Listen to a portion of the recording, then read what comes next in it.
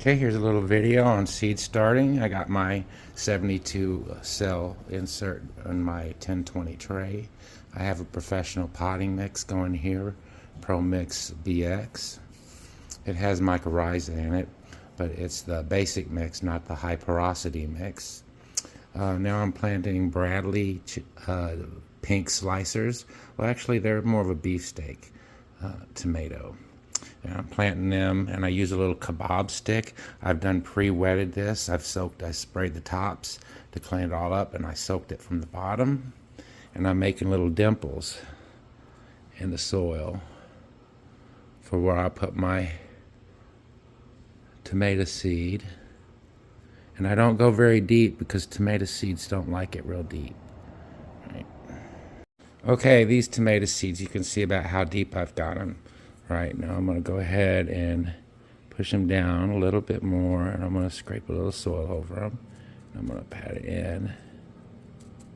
I'm not going to plant them too deep, you see. Next row, Black Beauty tomatoes from Baker Creek Seeds. Now I like to use 2 to 3 seeds per cell, and I thin them out as needed because I don't like to have an empty cell come up because of some seed didn't germinate. But you might prefer to do it that way yourself if you're not so worried about, a possibility of an empty cell. You might want to just go 1 seed per cell so that you don't waste seed as much as I do.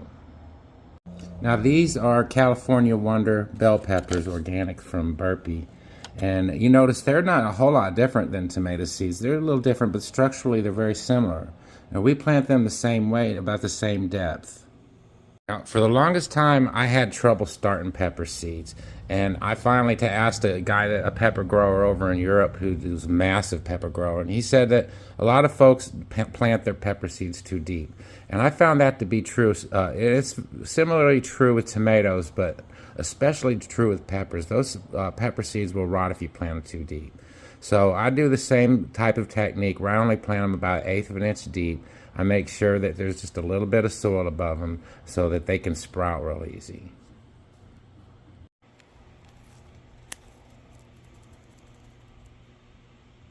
Now a few rows of broccoli seed. Now you may notice here I went a little bit deeper with my seeds. This is the broccoli I was telling you about. So I plant broccoli and cauliflower and brassicas a little bit deeper than I do the tomatoes. They have a harder shell. They tend to burrow down deeper. Here's one seed that I forgot to talk about that you might be planting this time of year. This is Swiss chard, and beets is very similar. And you'll see that it has a very rough cylindrical structure with lots of ridges and grooves in it where pathogens can lie and wait for you to try to sprout these things. A lot of folks, if you was in my class, my first organic gardening class, you'll have heard about the hydrogen peroxide solution mixed with distilled water that helps you disinfect your seeds and to keep damping off down. Well, you can soak these in that for 24 hours, or some folks even soak them till they begin to sprout. I recommend about a good 24-hour soak on your rough seeds like this, and that'll help you get a lot better germination rate and a lot quicker. Okay, when it comes to these seeds, you want to make sure you get them a little bit deeper than you did the brassicas, right? Because they're bigger seeds, so you want to plant them deeper. It's about 1/2 inch. I keep thinking I'm done with this video, and I figure out I got something else I need to tell you folks. So let me go on with one more thing about this lettuce seed. Now, this is a good source right here for organic lettuce seeds. They're in the business of heritage seed collecting and sharing those with their customers. They're one of my favorites. This is a Webb's Wonder right here, in an iceberg lettuce, yes. And this right here is a butter crunch, a bib type lettuce. Now, when you plant lettuce seeds, you notice I don't have any divots in that spot right here for that lettuce row. That's because lettuce seeds fall onto the surface out in nature, and they prefer light germination. So they germinate best in filtered light. So I put the lettuce seed on the surface, and I spray it in with water so that it's just barely covered with soil. Now that's an important thing to remember when it comes to lettuce. Lettuce is a fragile seed. It gets damping off real easy. You're going to want to use your hydrogen peroxide solution that I recommended with it. And you're going to want to let it dry out regularly once it gets some legs about it. About that much hydrogen peroxide solution, and then fill the rest up with distilled water. Now this Bibb type lettuce is a dark colored lettuce seed versus the light color of the Webb's Wonder. Let me show you that real quick. Here, see, it's a lighter color lettuce seed. So anyway, now Bibb type is a darker colored lettuce seed, so you might have a little trouble making it out. Let's show you here. You see I overseeded. There's like 4 or 5 or 6 seeds in each cell because of that fragile nature of the seeds I was telling you about. And here's my hydrogen peroxide solution.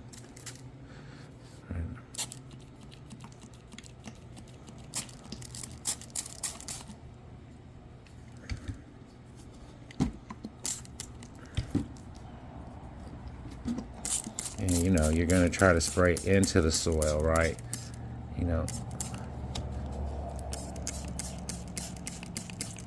so it mixes up in with it. There you go. That's about what I'm looking for with lettuce seeds. See how it's kind of like embedded in the soil, but it's kind of sticking up a little. Now, there is one thing I'm doing wrong with this tray of seeds, the seed starting tray that I'm working with here. If you go down here, you'll see that I'm mixing cool weather crops and with warm weather crops, and that's like the tomatoes and the peppers with broccoli and the Swiss chard and all that. And you know, these germinate at different germination temperatures. You know, the cooler weather crops germinate at cooler temperatures. So, but you want to run the peppers and the tomatoes with a little warmth on them. So I recommend you keep these things separate. I tend to not worry too much about that. I tend to do pretty good without worrying about it. So if you don't want to, do it like I'm doing. But I do want you to take note that there are different germination temperatures for these different types of garden starts. And that should be everything. And if I do think of anything else, I'll make another video and fill y'all in. Well, I think that's a pretty good introduction to seed starting with the stuff that we're working with right now.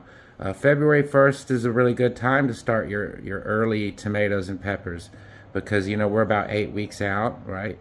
And mid-February is a good time for broccoli and for your brassicas and your lettuces and your cooler weather stuff. And we're right there coming into that time of year, and it's looking like the weather's going to hold so we can actually plant cooler weather stuff a little earlier. Like I'm starting now with snap peas, broccoli, cabbage, lettuce, spinach, Swiss chard, those kind of things. So in about a month, we'll be focusing on cucurbita, melons, cantaloupe, watermelons, cucumbers, squash, zucchini, those kind of things. We wait till about 3 or 4 weeks out from season to start those indoors. So we'll talk about that later. So thanks for watching.